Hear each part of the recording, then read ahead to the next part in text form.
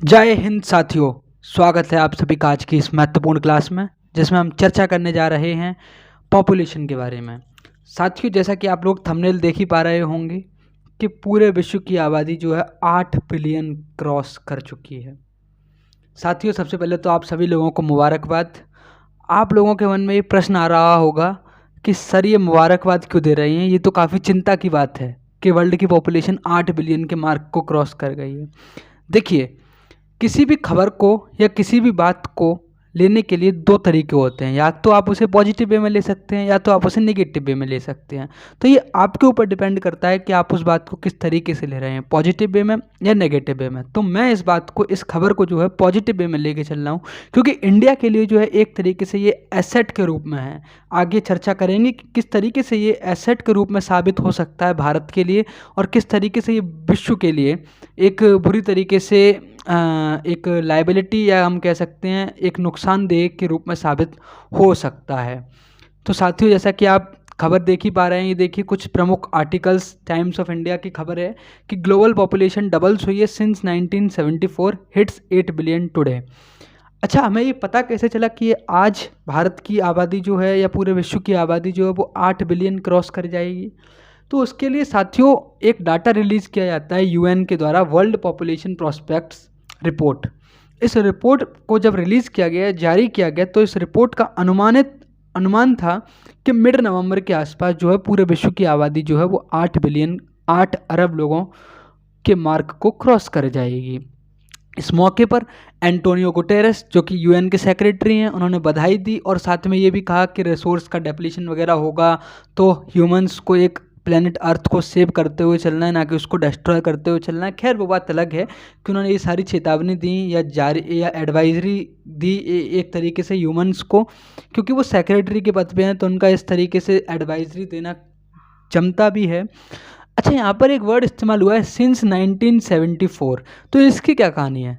तो इसकी कहानी सर दरअसल ये है कि जब 1974 की जब वर्ल्ड पॉपुलेशन प्रोस्पेक्ट्स की रिपोर्ट आती है, तो उस समय जो विश्व की आबादी होती है, पूरे विश्व की आबादी जो होती है वो 4 बिलियन के आसपास होती है। यानी कि 4 अरब लोग जो होते हैं वो इस पूरे विश्व में रह रहे होते हैं। अच्छा, अब आज क्या हुआ है? आज जो है आपकी आबादी जो है वो 8 बिलियन के मार्क को, 8 अरब लोगों को क्रॉस कर गई। तो 1974 के बाद 2022 में, यानी कि इस इतने सालों के अंतर के बाद एक पॉपुलेशन जो डबल हुई है, यानी कि डबल देखने को हुई है। इसके बाद यूएन पॉपुलेशन रिपोर्ट के अनुसार ये भी कहा गया है कि यदि ये आज ही हुआ है, ये 2022 में ही हुआ है, इसके बाद पॉपुलेशन कभी भी डबल नहीं हो पाएगी। इसके बाद क्या होगा? पॉपुलेशन जो होगी वो लगातार डिक्रीज़ करेगी। अच्छा, अब डिक्रीज़ करेगी तो सबसे पहले हम ये देखते हैं कि पॉपुलेशन इंक्रीज़ कैसे होती है, उसके बाद फिर हम इस बात को समझेंगे कि पॉपुलेशन डिक्रीज़ कैसे करेगी। तो पॉपुलेशन इंक्रीज जो होती है, ये आप देख सकते हैं पूरे विश्व में लोग यहाँ रहते हैं। ये आपको उत्तरी अमेरिका दिखाई दे रहा होगा, ये आपको दक्षिणी अमेरिका दिखाई दे रहा होगा, ये आपको अफ्रीका कॉन्टिनेंट दिखाई दे रहा होगा, ये ऊपर अपना एशिया कॉन्टिनेंट दिखाई दे रहा होगा, नीचे अपना ऑस्ट्रेलिया है, और सबसे नीचे अंटार्कटिका होता है जहाँ पर कोई रहता ही नहीं है, या रिसर्च वर्क के लिए साइंटिस्ट वगैरह जाते रहते हैं वहाँ पर। अब हम बात करते हैं कि पॉपुलेशन इंक्रीज़ कैसे होती है और पॉपुलेशन डिक्रीज़ कैसे होती है।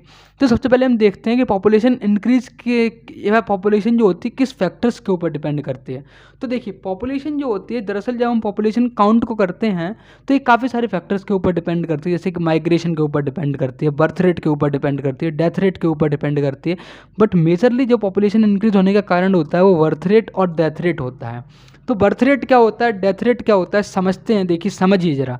बर्थ रेट का अनुमान या बर्थ रेट जो होता है वो आपका होता है जन्म दर, या और डेथ रेट का मतलब होता है मृत्यु दर। तो जन्म दर के तात्पर्य यही है सिर्फ और सिर्फ, अगर हम इसको आसान भाषा में समझें, कि एक वर्ष में कितने लोग एक जगह पर बर्थ ले रहे हैं, जन्म हो रहा है उन लोगों का, एक वर्ष में कितने लोग जन्म ले रहे हैं या पैदा हो रहे हैं, उस दर को हम क्या कहते हैं? जन्म दर कहते हैं या बर्थ रेट कहते हैं। ठीक इसी का अपोजिट डेथ रेट, एक वर्ष के अंदर कितने लोगों की मृत्यु हो रही है उसको हम बोलते हैं आपका डेथ रेट। तो पॉपुलेशन इंक्रीज होने का कारण यही है, बर्थ रेट और डेथ रेट, यानी कि डेथ रेट में कमी आना और बर्थ रेट में इंक्रीमेंट होना। अब ये बर्थ रेट और डेथ रेट लगातार, या डेथ रेट जो हो रहा है वो कम हो रहा है और बर्थ रेट जो हो रहा है लगातार बढ़ रहा है, इसके क्या कारण है? तो आइए आपको बताते हैं। ये पूरे विश्व की आबादी है, साल 1700 से लेके 2100 के आसपास का यहाँ पर अनुमान लगाया गया है पूरे विश्व की आबादी की। 2100 के आसपास आपकी जो विश्व की आबादी है वो 10.9 बिलियन या 10.4 बिलियन, कहीं कहीं ये भी लिखा हुआ था। तो ये 10.4 बिलियन के आसपास पहुंचने का अनुमान लगाया गया था, ठीक है। और यहाँ की बात बताया गया है, ये जो पॉपुलेशन होगी 10.9 बिलियन साल 2086 2086 तक पहुँच पाएगी। और उसके बाद 2086 जो होगा वो आपका पीक पॉइंट होगा। जिस तरीके से आपकी कोविड की वेव आई थी, तो कोविड का एक पीक पॉइंट था जिसमें केसेस जो थे सबसे ज़्यादा निकल कर आ रहे थे। तो ठीक जो 2086 होगा वो पॉपुलेशन के मामले में पीक पॉइंट होगा, यानी कि यहाँ से जो पॉपुलेशन है आपकी वो एकदम अपने चरम लेवल पे होगी। फिर उसके बाद जो पॉपुलेशन होगा वो डिक्रीज़ होना स्टार्ट हो जाएगी। अब सबसे पहले आप जानते हैं कि जो 1700 थी, 1700 में आपकी पॉपुलेशन जो थी 600 मिलियन थी। उसके बाद 1800 में 1 बिलियन के आसपास हो जाती है, और 1900 में ये आपकी या 1930 के आसपास ही 2 बिलियन होती है। 1950 में 2.5 बिलियन और 2000 में 5 बिलियन। तो यानी कि यहाँ पर 1950 के बाद ये 2000 के आसपास ही डबल हुई थी पॉपुलेशन, 2.5 से सीधा 5 हुई थी। और उसके बाद अब 2022 में हुई है डबल, 4 से 8, ठीक। तो अगर हम बात करते हैं कि पॉपुलेशन जो होती है बर्थ रेट और डिक्रीज डेथ रेट में इसलिए डिक्रीज या इंक्रीमेंट हो रहा है क्योंकि आपके पास रिसोर्सेज बढ़ गए हैं, आपके पास आज मेडिकल इंफ्रास्ट्रक्चर काफ़ी अच्छा है, ठीक है, इस वजह से, है ना। और लोगों के आज खाना पीना जो है, उनका खान पान जो भी है, सेहत के प्रति जो रुझान है लोगों का, तो वो सब जो फैक्टर्स हैं, ये सारे फैक्टर्स जो कहीं ना कहीं कंट्रीब्यूट करते हैं कि बर्थ रेट जो है वो इंक्रीज़ हो रहा है और डेथ रेट जो हो रहा है वो डिक्रीज़ हो रहा है, क्योंकि सुविधाएं लोगों को मिल चुकी हैं, इसलिए ऐसा देखने को मिला है। अच्छा, अब हमने यहाँ तक डिस्कस कर लिया है, तो ये देखिए, ये आपको इंडियाज़ की पॉपुलेशन ग्रोथ का हम चार्ट लेकर आए हुए हैं। ज़रा देखिए, 1901 में भारत की आबादी जो थी 238 मिलियन के आसपास थी, और आज 2011 के सेंसस के अकॉर्डिंग ये 121 करोड़ के आसपास है। और अगर 2022 का सेंसस अगर हो जाए तो लगभग ये 135 करोड़ या 136 करोड़ के आसपास क्रॉस ही करेगी। 143 करोड़ अनुमान लगाया जा रहा है यूएन पॉपुलेशन रिपोर्ट के द्वारा। देखिए, ये हम आपको दिखा रहे हैं द हिंदू की एक हेडलाइन है जिसमें लिखा गया है, world population reaches 8 billion mark today, India will Sarpass China in 2023 says United nation. मतलब क्या है इसका? मतलब सिर्फ इतना ही है कि यूएन की रिपोर्ट के अनुसार भारत जो होगा मोस्ट पॉपुलस कंट्री होगा 2023 तक। पहले आप लोग क्या याद करते थे कि मोस्ट पॉपुलस कंट्री आपसे किसी ने पूछा तो आप कहते थे चाइना है, बट अब आपको चाइना नहीं कहना है, अब आपको क्या कहना है कि मोस्ट पॉपुलस कंट्री में कौन है? इंडिया है। कौन है? इंडिया है। तो अब विश्व हमसे कहेगा कि आप पॉपुलेशन कंट्री में है ना, ज़्यादा पॉपुलेशन कंट्री है, रिसोर्स डेप्लीशन आपके यहाँ सबसे ज़्यादा होगा, क्लाइमेट एमिशंस या ग्रीन हाउस एमिशंस होगा आपके यहाँ पर। तो देखिए, किसी भी बात को लेने की मैंने आपसे फिर से कहा था, ये भारत के लिए एक बहुत बड़ी उपलब्धि है। यदि भारतवासी इस उपलब्धि को सही से लें, मैंने आपको थंबनेल में एक चीज़ और ऐड की थी, आप ज़रा देखिए कि world's population cross 8 billion mark, वो सब तो ठीक है, लेकिन इसके अलावा हमने एक चीज़ और ऐड की है कि क्या विश्व बूढ़ा हो रहा है। तो यहाँ हम एज ले जाते हैं और दूसरे देशों के कंपैरिजन में कैसे एज ले जाते हैं, ज़रा समझिए कि विश्व की आबादी अभी जो है 8 बिलियन को क्रॉस कर चुकी है, ठीक है। इंडिया जो है 2023 में आपको ये रिकवर कर लेगा या सरपास कर लेगा चाइना को 2023 तक। अब पूरा विश्व जो हो रहा है वो बूढ़ा हो रहा है, और इंडिया की जो यंग जनरेशन है वो अभी नया खून है। तो ये इंडिया का जो है एक तरीके से फ्यूचर हम यहाँ पर विश्वगुरु बन सकते हैं। कैसे बन सकते हैं? क्योंकि इंडिया की जनरेशन नई है। बाद बाकी की अगर हम किसी और कंट्रीज़ के बारे में बात करते हैं तो वहाँ पे लोग जो हो रहे हैं वो बूढ़े हो रहे हैं, और बूढ़े होने की वजह से इंडिया जो है अभी सबसे ज़्यादा यंगेस्ट कंट्री में है, इसके पास सबसे ज़्यादा युवा हैं।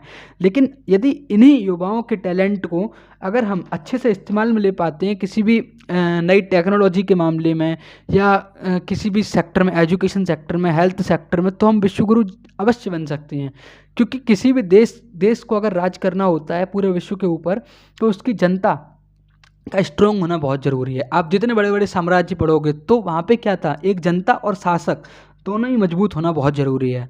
तो इसलिए हम विश्व को लीड कर सकते हैं यदि यहाँ की जनता चाहे, यहाँ के लोग चाहें, क्योंकि यहाँ पर एक यंग खून है अभी भारत के अंदर। तो कमियाँ तो सब निकालते हैं, तुम कुछ खूबियाँ निकालो तो कुछ बात है। तो वही खूबियाँ निकाली थी मैंने इंडिया की, कि इंडिया की खूबी ये है कि इंडिया के पास अभी यंग पोटेंशियल है, यंग ब्लड है, जो कि हर सेक्टर में एक अभी जनरली इंडिया की जो एज, जो एवरेज एज है वो 21 से 30 साल के अनुसार है। जैसे अगर हम बात करें कि 1974 में एक रिपोर्ट रिलीज हुई थी, जब पूरे विश्व की जो मीडियन एज थी, जिसको हम बोलते हैं ग्लोबल मीडियन एज, वो थी 20.6 ईयर, है ना। तब उस समय जो था पूरा आधे से ज़्यादा विश्व जो था वो जवान था। लेकिन आज आधे से ज़्यादा विश्व जवान नहीं है, आज सिर्फ और सिर्फ भारत जवान है। तो जब भारत जवान है, भारत के युवा जवान हैं, तो क्यों ना पूरे विश्व को जवान कर दिया जाए। हम तो वो हैं जी, वसुधैव कुटुंबकम की नीति को फॉलो करते हैं जी, है ना। तो हमारी तो यही सी नीति रही है। करंट ग्लोबल मीडियन की अगर हम बात करते हैं, करंट ग्लोबल मीडियन एज जो है वो 30.6 ईयर, मतलब पूरे विश्व के अगर हम लोगों की जनसंख्या को देखते हैं तो उनकी जो मीडियन एज निकल के आ रही है वो 30.6 ईयर है। तो यानी कि आधे बूढ़े तो वो पहले ही हो चुके हैं, जबकि भारत की औसतन एज अगर हम देखते हैं तो 21 साल है, 21 से 22 साल के आसपास निकल कर आ रही है। तो ये भारत के लिए काफ़ी ज़्यादा उपलब्धि साबित हो जाती है। और साथियों, यही नहीं बल्कि इस रिपोर्ट के अनुसार ये भी बताया गया है कि जो 8 देश होंगे, ठीक है, जो 8 देश होंगे आपके, वो सबसे ज़्यादा पॉपुलेशन बढ़ाने में आगे आने वाले भविष्य में आगे आने वाले 10 सालों के अंदर जो है वो पॉपुलेशन इंक्रीज में एक महत्वपूर्ण रोल प्ले कर रहे होंगे। ज़रा इन 8 देशों के नाम को ज़रा आप ध्यान से सुनिएगा। पहले तो अपना देश भारत इन सब मामलों में पीछे है ही नहीं, पहली बात तो। दूसरा आपका नाइजीरिया, जो कि और अपना पड़ोसी पाकिस्तान वो भी है, Philippines, Tanzania, Egypt, Ethiopia, Republic of Congo, ये भी है।